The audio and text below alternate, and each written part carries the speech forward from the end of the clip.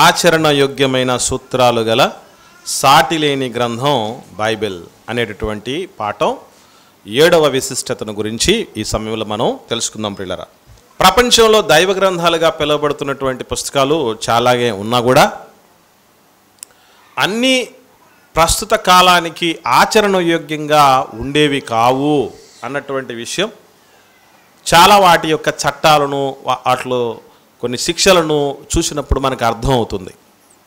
అయితే ఇక్కడ మనం ప్రాముఖ్యంగా గుర్తుపెట్టుకోవాల్సిన విషయం ఏంటంటే ప్రపంచ మానవులందరికీ ఇవ్వబడినటువంటి చట్టం మాత్రం కొత్త నిబంధన మాత్రమే. కేవలము ఇశ్రాయేలీయుల కొరకు మాత్రమే ఇవ్వబడింది పాత నిబంధన. అయితే క్రొత్త నిబంధన మాత్రం అన్ని కాలాల్లో ఉన్న వారికి, అన్ని జాతుల వారికి, అన్ని ప్రాంతాల వారికి, అన్ని భాషల వారికి, అన్ని స్థాయిల వారికి ఏ కాలంలోనైనా అంటే సర్వకాలాలకు అనుగుణ్యంగా లిఖించబడి ఇవ్వబడింది క్రొత్త నిబంధన. చాలామంది మీ బైబిల్ గ్రంథంలో మరి ఎన్ని అవుట్డేటెడ్ విషయాలు ఉన్నాయో చూడండి అని చెప్పి పాత నిబంధన విషయాలు అయితే చూపిస్తారు. పాత నిబంధన ఇశ్రాయేలు కొరకు మాత్రమే, అది క్రైస్తవుల కోసం కాదు, అలాగే ప్రపంచ మానవాళి కోసం కాదు. దాన్ని దేవుడే కొన్ని కారణాలను బట్టి తీసేశాడు. అది ఎందుకు తీసేశాడు అనేది ఒక పాఠం.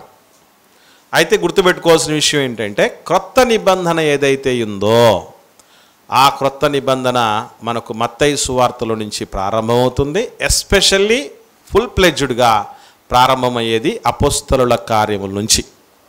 అక్కడ నుంచి ప్రకటన గ్రంథం ఎండింగ్ వరకు రాయబడిన క్రొత్త నిబంధన పుస్తకాలతో కూడిన దైవ చట్టం ఏదైతే క్రొత్త నిబంధన చట్టం క్రీస్తు యుగపు చట్టం ఉందో అది మనం ఏ కాలంలో ఏ ప్రజల మధ్య తీసుకెళ్ళినా 100% దాన్ని పాటించవచ్చు అని ఎవడైనా ఒప్పుకోవాల్సింది.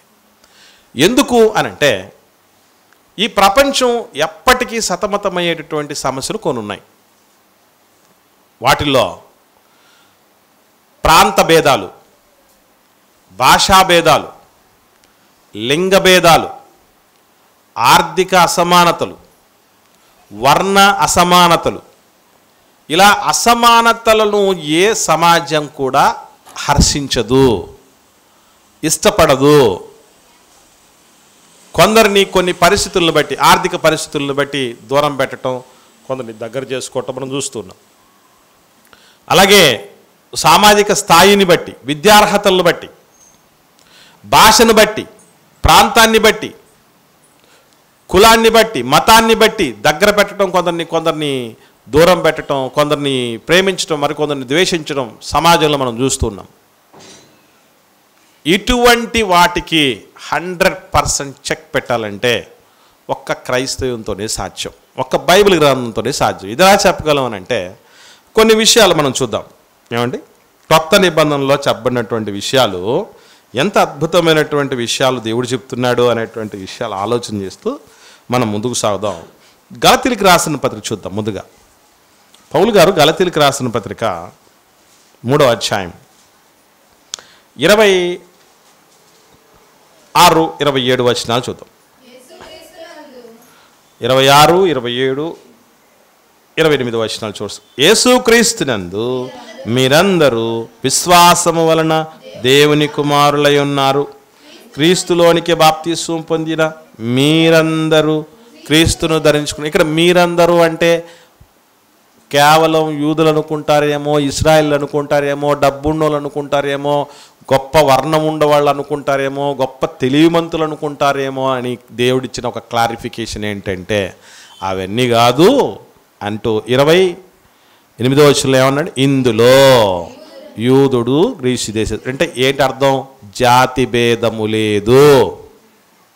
ఈరోజు మనకు తెలుసు జాతి భేదము, వర్ణ భేదం కూడా సమానం. భారత జాతి ఏ జాతి? అది నల్ల జాతి. అలాగే ఆంగ్లేయులు తెల్ల జాతి అని చెప్పండి. ఈ జాతి భేదాలు లేవట. చాలామంది చెప్తూ ఉంటారు గాంధీజీని ఏం చేశారట, రైలు ప్రయాణం చేస్తున్నప్పుడు బ్రిటిష్ వాళ్ళ మధ్య ప్రయాణం చేస్తూ ఉంటే రే వీడు నల్లజాతుడు అని చెప్పి గాంధీ తాతను తోశారట ట్రైన్లో నుంచి. మనకు తెలుసు ఈ విధంగా వర్ణాలను బట్టి అసలు ఇది ఎక్కడో ఉందనుకుంటారేమో, మన వాళ్ళ మధ్య ఉంటుంది. ఓ చిన్న పిల్లల్ని కూడా బాగా ఎర్రగా బుర్రగా ఉన్న వాళ్ళని మనం ముద్దు పెట్టుకోవాలనుకుంటాం, ఇష్టపడతాం.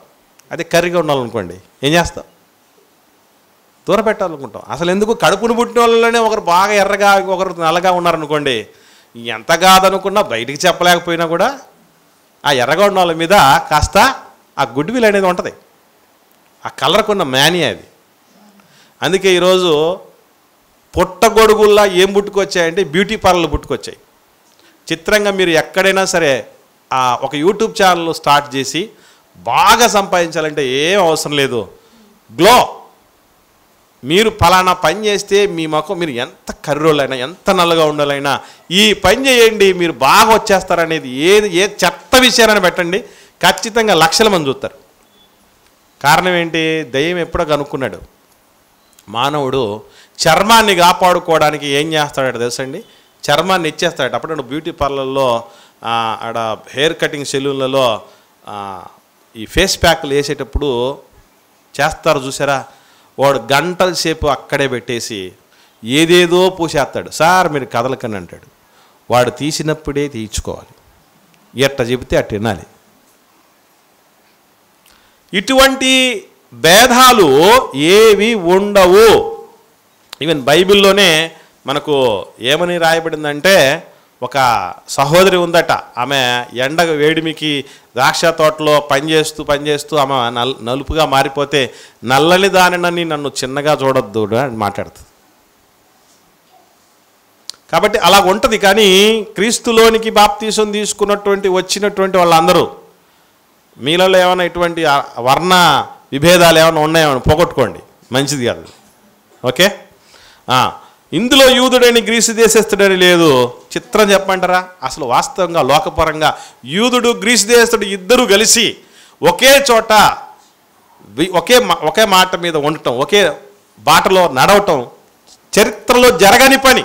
ఎందుకంటే యూదులు ఎప్పుడు సూచక్రియల మీద అద్భుతాల మీద బేస్ అవుతూ ఉంటారు, గ్రీసు దేశస్తులు జ్ఞానాన్ని వెతుకుతూ ఉంటారు. జ్ఞానానికి అద్భుతాలకి అస్సలు కుదరదు.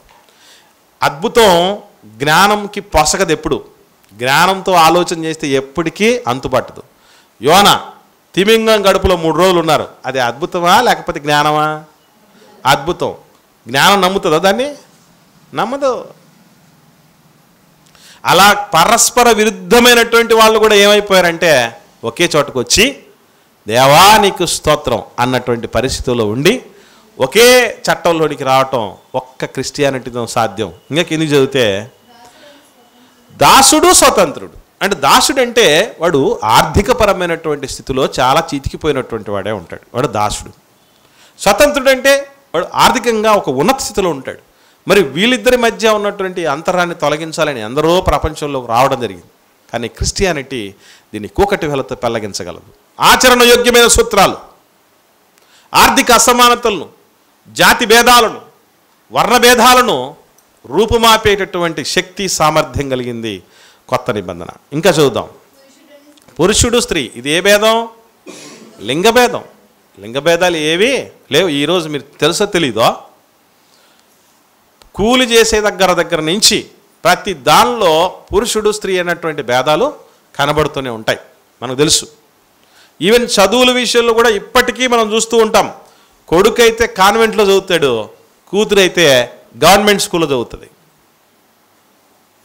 ఎందుకు అంటే ఆడపిల్లను ఎప్పటికైనా ఇంకొక చోటకి ఇవ్వాల్సినటువంటి పిల్ల, ఈడపిల్ల కాదట ఆడపిల్లట అని చెప్తూ ఉంటాడు. కొడుకు అంటే వంశోద్ధారకుడు, వంశము పేరుడు ప్రతిష్టలను నిలబెట్టేవాడు కాబట్టి కొడుకును మంచి చదువు చదివించాలన్నటువంటి ఆలోచన చేసేవాళ్ళు చాలామంది. ఇలా రకరకాలుగా ఉంటాయి.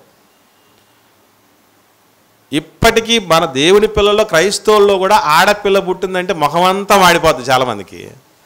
మగపిల్లలు పుట్టాడంటే ఆనందం వెలువిరుస్తుంది. ఇటువంటి భేదం క్రిస్టియానిటీకి తగ్గింది కాదు. ఇట్లా తేడాలు ఎవరో చూస్తుంటే వాళ్ళు క్రైస్తవులు కాదు, గుర్తుపెట్టుకోండి. దేవుని పిల్లలు వాళ్ళు క్రైస్తవులు కాదు, క్రైస్తవులు కూడా కాదు, మర్చిపోకండి. ఇది తీసేస్తారట బైబిల్ గ్రంథం.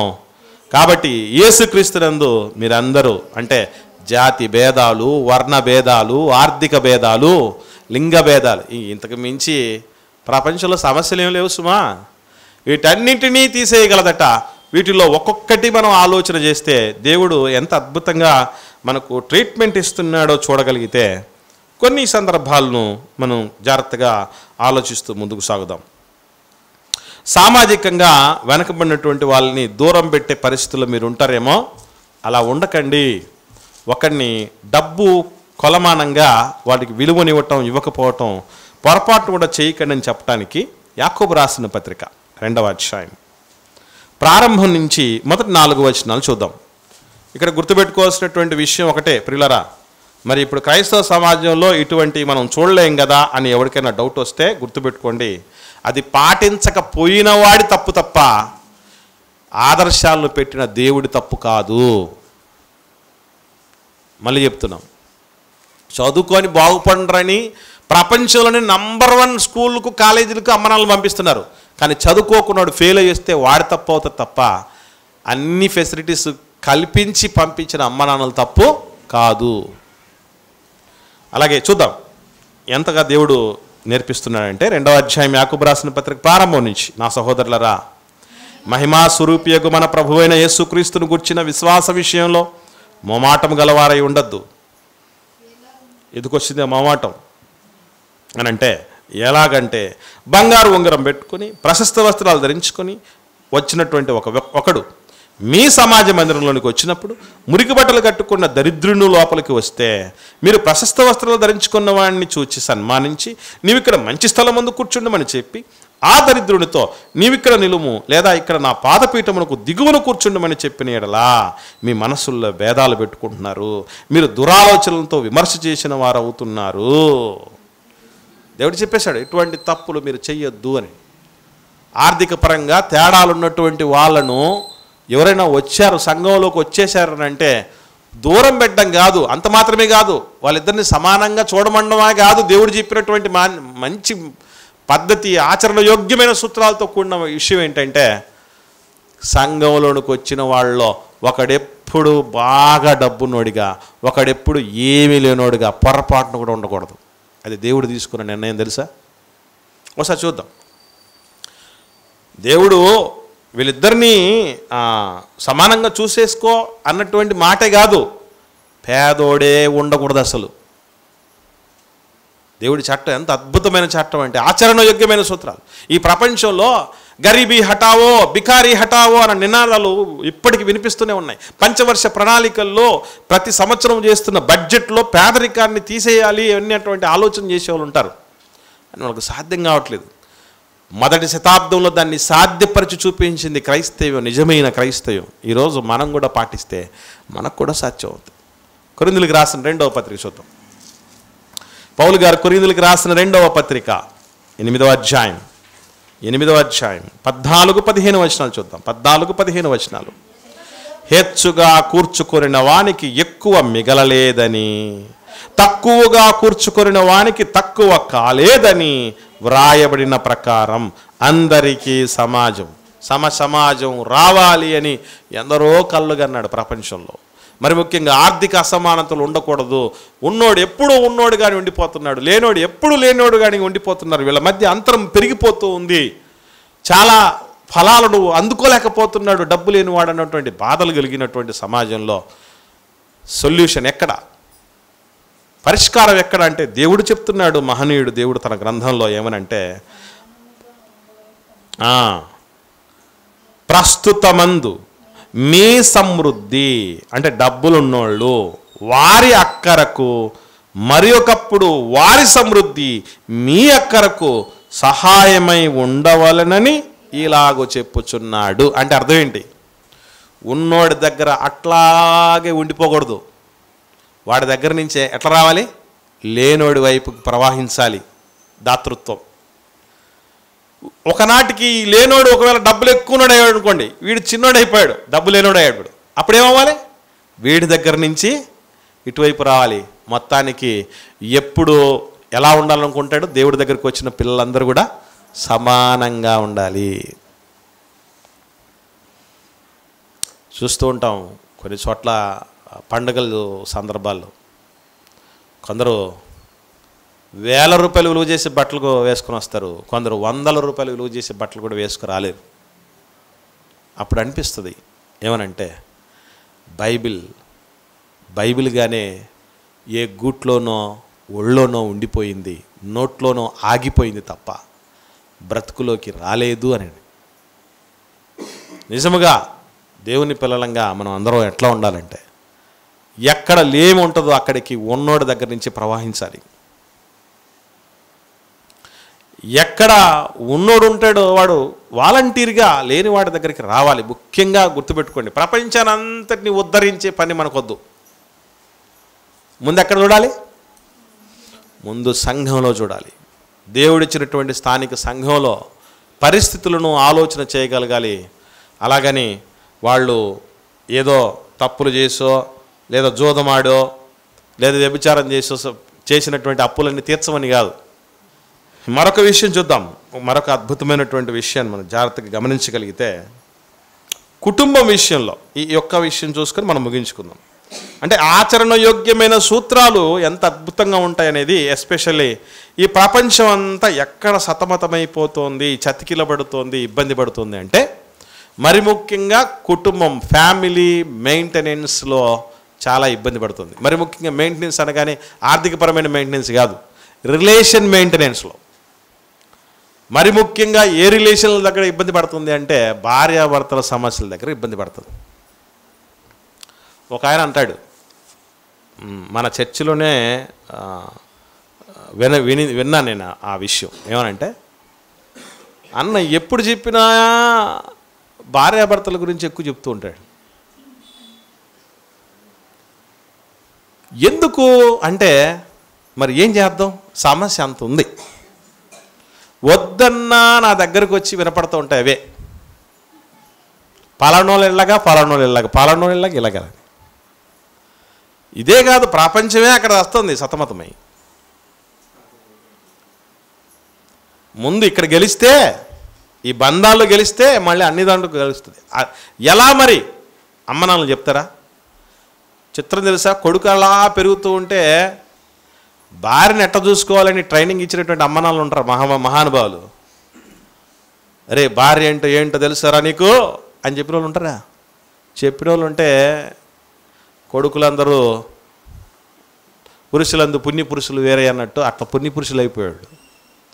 పోనీ కూతురికి, ఆడకూతురికి చెప్తారా?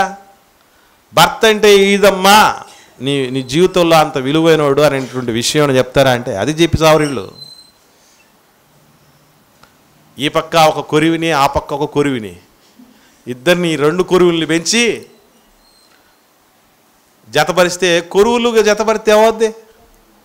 మంటే అగ్నిజ్వాలలేక. కాబట్టి అప్పుడప్పుడు చెప్తూ ఉంటారు, పట్టణాల్లో ఉన్న పిల్లల్ని చేసుకోవాలి అని కొందరు. పొరపాటు కూడా చేసుకోకూడదు, పట్టణాల్లో ఉన్నోళ్ళని పల్లెటూళ్ళలో ఉన్నోళ్ళు చేసుకోవాలని కొందడు. ఒక డబ్బులు ఎక్కువ ఉన్నోళ్ళని చేసుకోకూడదని ఒకడు, బ్యాక్గ్రౌండ్ ఎక్కువ బాగా బలంగా ఉన్నోళ్ళు చేసుకోకూడదని కొందరు, అన్నీ బాగున్న వాళ్ళు చేసుకోవచ్చని కొందరు, బాగలేని వాళ్ళని చేసుకుంటే బాగుంటుందిరా వాళ్ళని బాగు చేసుకోవచ్చని కొందరు చిత్రాలుగా అనుకుంటూ ఉంటారు. బైబిల్లో కూడా దేవుడు చెప్పిన సూత్రం, అద్భుతమైనటువంటి సూత్రం, ఆచరణయోగ్యమైన సూత్రం ఏంటంటే ఒకసారి చూద్దాం. దేవుడు ఎంత అద్భుతమైన వాడంటే, మీకు కూడా మనకు కూడా తెలియాల్సినటువంటి సంగతి ఒకటి ఉంది. అసలు దేవుడి శిష్యులో పురుషుడు గొప్పవాడా స్త్రీ గొప్పదా అంటే ఏం చెప్తాం అమ్మా? చెప్పండి.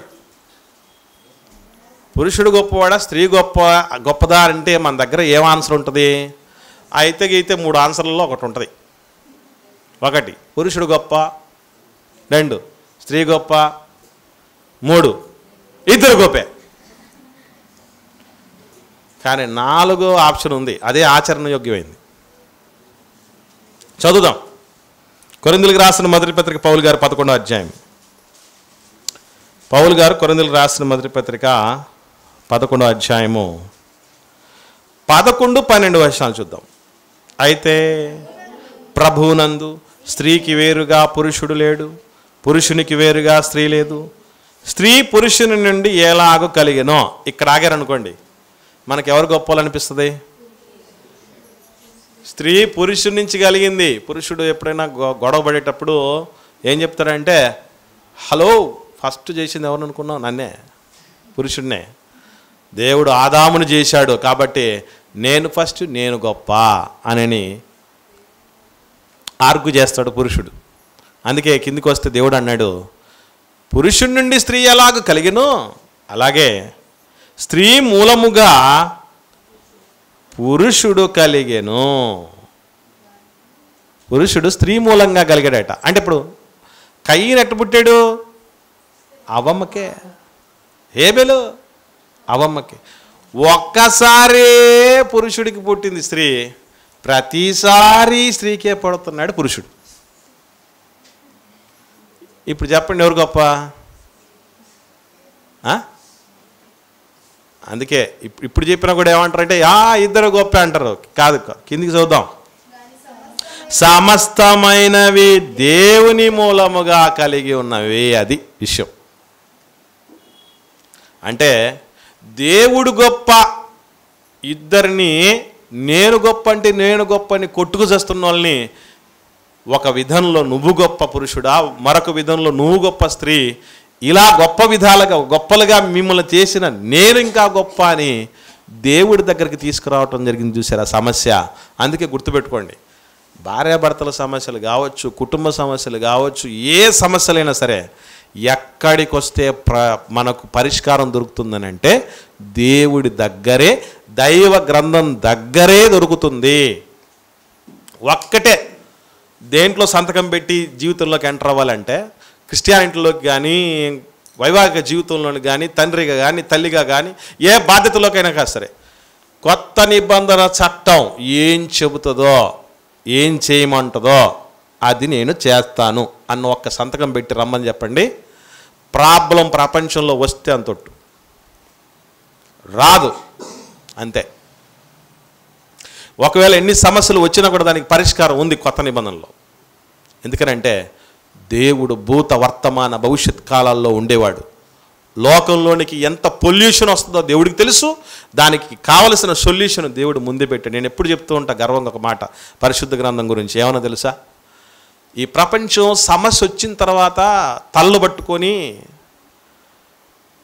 ఇబ్బందులు పడి గోడ దెబ్బ చెంప దెబ్బలు తిని పరిష్కారం కనుక్కుంటుంది. కానీ దేవుడు సమస్య రాకమునిపే పరిష్కారం కనుక్కున్న మహనీయుడు. ఈ ప్రపంచానికి పాపం అనేది అతి పెద్ద సమస్య. దానికి పాపానికి పరిష్కారం ఎప్పుడు పుట్టించాడు దేవుడు?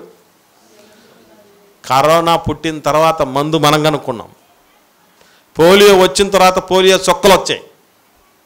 కానీ దేవుడు పోలియో రాకముందే చుక్కలు కనుక్కున్నట్టు. మీకు ఎప్పుడైనా డౌట్ రావచ్చేమో, అసలు ఈ సమస్య అంతా ఎందుకు, అసలు ఏది లేకుండా చేసి ఉంటే బాగుంది కదా అని. మనకుండా తెలివితేటలు ఆయనకి లేవు, మరి ఏం చేద్దాం. కాబట్టి ఇక్కడ గుర్తుపెట్టుకోవాల్సిన విషయం, చాలామందికి డౌట్ ఏంటంటే ఎప్పటికీ ఒకటి మింగుడు పడిన విషయం ఉంటుంది. ఎఫ్సీ పత్రికలో 5వ అధ్యాయంలో భార్యాభర్తల గురించి చెప్తూ ఏమంటాడంటే దేవుడు, స్త్రీ పురుషునికి అన్ని విషయాల్లో లోబడాలి అని చెప్తే మహిళా సంఘాలన్నీ కూడా మండిపడేటువంటి పరిస్థితులు కూడా ఉంటాయి. మేము దేంట్లో తక్కువ? ట్రాక్టర్ నడుపుతారా మీరు? మేము నడుపుతాం. పైలట్ నడుపుతారా? మేము నడుపుతాం. చట్టసభల్లోకి వస్తారా? పరిపాలన చేస్తారా? మేము చేస్తాం.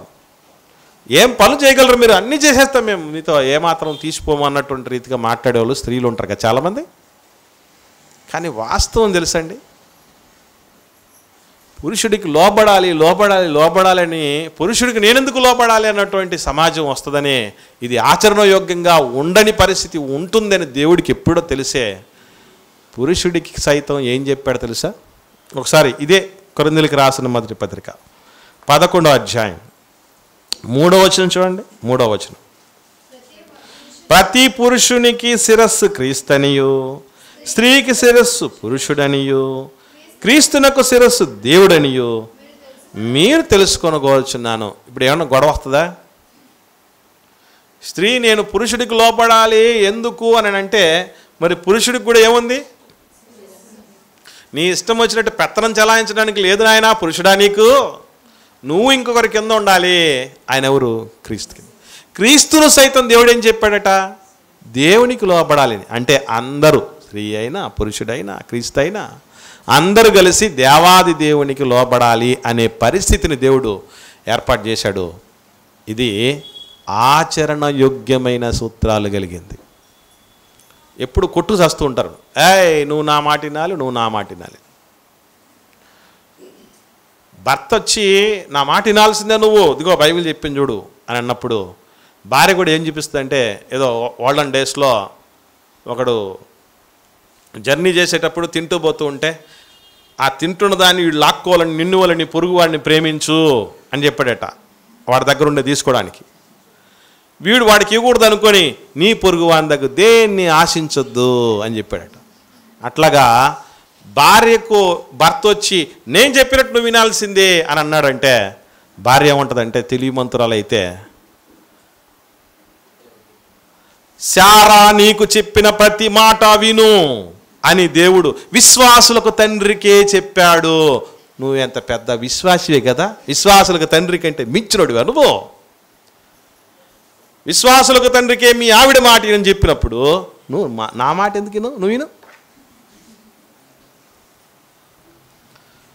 కాదు, రెండు తప్పే. శారమ్మ మాట ఎందుకు వినమన్నాడో తెలీదు, భర్త మాట భార్య ఎందుకు వినమన్నాడో తెలీదు. భర్త మాట భార్యను ఎందుకు వినమన్నాడు? భర్త క్రీస్తు కింద ఉన్నాడు అంటే నువ్వు క్రీస్తు మాట వింటున్నట్టే. క్రీస్తు దేవుడి కింద ఉన్నాడు అంటే దేవుడి మాట విన్నట్టే. దేవుడి మాట క్రీస్తు, క్రీస్తు మాట పురుషుడు, పురుషుడు మాట స్త్రీ అంటే పురుషుడి మాట స్త్రీ వింటుందంటే దేవుడికి లోబడినట్టే. నోరు మూసుకొని దేవుడి మాట విను అని అర్థం. మరి శారమ్మ మాట వినమని అబ్రహాం గారికి ఎందుకు చెప్పారు? ఇది శారమ్మ మాట కాదు, శారమ్మ చిత్తం కాదు, శారమ్మ సంకల్పం కాదు, దేవుడి సంకల్పం. అది ఇస్సాకు వలనైనది నీ సంతానమడబడును అన్నది దేవుడి సంకల్పం. కాబట్టి దేవుడి సంకల్పానుసారంగా శారమ్మ ఆలోచన చేసింది కనుక శారమ్మ మాట వినటం అంటే భార్య మాట వినడం కాదు, ఇక్కడ దేవుడి మాట వినటం. ఎంత ఆచరణయోగ్యమైన సూత్రాలండి ఇవి. అమ్మ నాన్నలు చెప్పి పంపించేటప్పుడు ఏమంటారంటే, రే పొరపాటును కూడా దాని మాటను అస్సలు చెవినేసుకోవద్దురా అని చెప్తారు అమ్మ నాన్నలు. దేవుడు ఏం చెప్పాడో కొత్త నిబంధనలో నోరు మూసుకొని పాటించాలరా కొడక అని కొడుకుకు చెప్పే అమ్మ నాన్నలు ఉన్నారా? రే అమ్మాయిని ఉద్దేశించి, అమ్మా స్టార్టింగ్లో నుంచి నీ కొంగును ముడేసుకోవాడిని, ఏం చెబితే నువ్వేం చెప్తే అది వినేటట్టుగా చేసుకోమ్మా, అసలు నీ మాటను అసలు జబదాటకూడదు వాడు, నువ్వు సిట్ అంటే సిట్, స్టాండ్ అంటే స్టాండ్ అన్నట్టుగా తయారు చేసుకొని చెప్తారు తప్ప బైబిల్లో దేవుడి మాట చెప్పినట్టుగా నేను పాటించాలి తల్లి అనే పరిస్థితి ఉంటుందా? కాబట్టి గుర్తుపెట్టుకోండి ప్రియులారా, ఇక్కడ మరొక ట్విస్ట్ ఒకటి ఉంది, అది చాలా ప్రాముఖ్యమైనది. ఆఖరిగా ఇది చెప్పి నేను ముగించేస్తాను. నేను మా ఆయనకి ఎందుకు లోపడడం లేదు తెలుసా బ్రదర్? ఆయన క్రీస్తులాగా లేడు, క్రీస్తు చెప్పినట్టు బతకట్లా, అందుకే నేను ఎట్లా అని చెప్పే భార్యలు, నేను మా ఆవిడని ఎందుకు చూసుకోలేకపోతున్నాను తెలుసా అని చెప్పిన మరేనట్లా ఏం చేద్దాం అని చెప్పేవాళ్ళు ఉంటారు. ఇట్లాంటి వాళ్ళకు కూడా దేవుడు చెప్పిన మాట ఏంటి?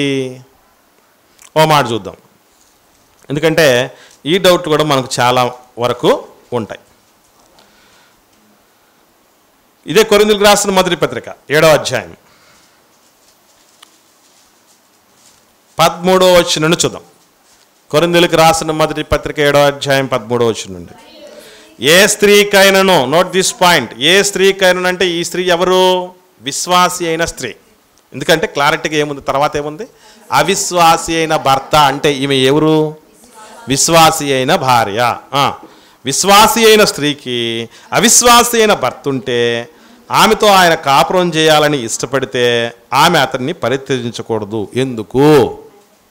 ఎందుకు అంటే అవిశ్వాసి అయిన భర్త విశ్వాసి అయిన భార్యను బట్టి పరిశుద్ధపరచబడతాడు. ఒకవేళ భార్యే అవిశ్వాసురాలై ఉంటే విశ్వాసి అయిన భర్తను బట్టి పరిశుద్ధపరచబడుతుంది. అంటే నీవు నేను అనుసరించిన భక్తిలో శక్తి ఉంది. ఏం చేయగలగాలి? రాబట్టుకోవాల్సిందే. బండి మనం వాడుతున్నటువంటి వెహికల్ ఒక జీవం లేనటువంటి వాహనం. ఏదైనా ట్రబుల్ ఇచ్చిందనుకోండి, ఏం చేయాలనుకుంటాం మనం? పెట్రోల్, దాంట్లో ఉండే పెట్రోల్ తీసి దానికే వేసేసి తగలబెట్టేస్తామా? ఏం చేస్తాం? రిపేర్ షాప్కి తీసుకెళ్ళి రిపేర్ చేయించేస్తాం, మళ్ళీ వాడుకుంటాం. అంటే చాలామంది చెప్పే కంప్లైంట్ ఏముంటుందంటే, అక్కడ పోయినా కూడా బాగుపడే పరిస్థితులు లేవు అని చెప్తారు. అట్లా నిజంగా ఉంటే మనం ఏం చేయాల్సిన పని లేదు, దేవుడే తీసేస్తాడు. మనం ఏం ఇన్వాల్వ్ కావాల్సిన పని లేదు. ఎగ్జాంపుల్కి అబిగయిల్కి నాబాలు అనేటువంటి మొరటోడైన పనికిరానటువంటి భర్త ఉన్నాడు. దేవుడు తొలగించాడా లేకపోతే అబిగయిల్ చంపేసిందా? దేవుడు తీసాడు. నిజంగా అంత పరిస్థితిలో ఉంటే తీసేనైనా తీసేస్తాడు. మనం మాత్రం ఏం చేయాలి? మిగతా వాళ్ళం మారాలనే, మార్చుకోవాలనే. ఎందుకనంటే జీవమను కృపావరములలో మీతో పాటు పాలిభాగస్తులు మీ భార్యలు అంటాడు భర్తలతో. ఇక్కడే కాదు నాయన, జీవిత భాగస్వామి అని చెప్తూ ఉంటాం. ఇక్కడ జీవితమే కాదు, రాబోయే జీవితంలో కూడా ఆమె నీతో పాటు ఉండాలి అని భర్తలకు దేవుడు చెబుతున్నమాట. భార్యలు కూడా అలాగే ఉండాలండి. ఎంత అద్భుతమైన ఆచరణయోగ్యమైన సూత్రాలండి ఇవి. ఎంత ఆచరణయోగ్యమైన సూత్రాలు. పొర్రపాటును కూడా భార్యను భర్త త్యజించకూడదు, వదిలిపెట్టకూడదు. భర్తను భార్య వదిలిపెట్టకూడదు. ఎంత అద్భుతమైన చట్టం ఇది. దేవుడు ఒకవేళ అలాంటి పనులు ఎవరైనా చేశారంటే, నేను నీ పక్షాన, ఎవరైతే వదిలిపెట్టబడ్డారో వాళ్ళ పక్షాన్ని నేను నిలబడతానంటాడు దేవుడు. ఎంత అద్భుతమైన ఆచరణయోగ్యమైన సూత్రాలు మానవ సంబంధాల్లో. ఇలా ఒకటి కాదు పిల్లరా, అద్భుతమైనటువంటి ఆచరణయోగ్యమైన సూత్రాలు కొత్త నిబంధనలో. ఆర్థిక సమస్యలను, అసమానతలను తీసేసేటివి, జాతి సంబంధమైనటువంటి అసమానతలు తీసేసేటివి, మానవత్వాన్ని, కరుణను, జాలిని ద్విగుణీకృతం చేసేటివి. నా పొరుగువాడు ఎవరు అని అడిగితే యేసుప్రభు దగ్గరికి వచ్చి ప్రభు చెప్పినటువంటి అద్భుతమైన సూత్రం మనకు తెలుసు, మంచి సమరయుడి గురించి. నువ్వు ఇరుకులో, ఇబ్బందుల్లో, కష్టాల్లో ఉంటున్నప్పుడు నిన్ను ఎవడైతే ఆదుకుంటాడో వాడే నీ పొరుగువాడు అని చెప్పి, ఇందులో ఎవరికి ఏ తేడాలు ఏం అవసరం లేదు.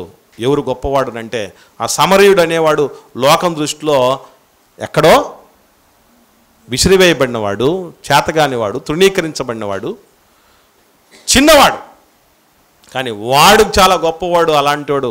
ఎందుకంటే ఆ గుణం చాలా గొప్పదని దేవుడు చెప్పాడు. ఈరోజు వచ్చి ప్రపంచం కులం కంటే గుణం గొప్పది అని చెప్తూ ఉంటారు. దేవుడు ఏనాడో చెప్పాడు, ప్రాంతం కాదు, కులం కాదు, స్థాయి కాదు, హోదా కాదు, రంగు కాదు, వర్ణం కాదు, ఏదీ కాదు, మనిషిలో ఉన్నటువంటి గుణమే చాలా గొప్పదని చెప్పాడు. అది ఆచరణయోగ్యమైన సూత్రాలు కలిగింది. ఇలా ఒకటి కాదు పిల్లరా, ఎన్నో నేర్పించాడు. మానవ జీవితాల్లో ఉన్న ప్రతి సంబంధాన్ని ఎలా హేతుబద్ధంగా, న్యాయబద్ధంగా, ధర్మబద్ధంగా, ఆమోదయోగ్యంగా, ఆచరణయోగ్యంగా పాటించాలో అన్ని నేర్పించాడు మహనీయుడు. మనం దాన్ని ఫాలో అయిపోవటమే తరువాయి. సో ఇవి ఆచరణయోగ్యమైనటువంటి సూత్రాలు కలిగినటువంటి సాటి లేని దైవ గ్రంథం బైబిల్ అనేటటువంటి పాఠం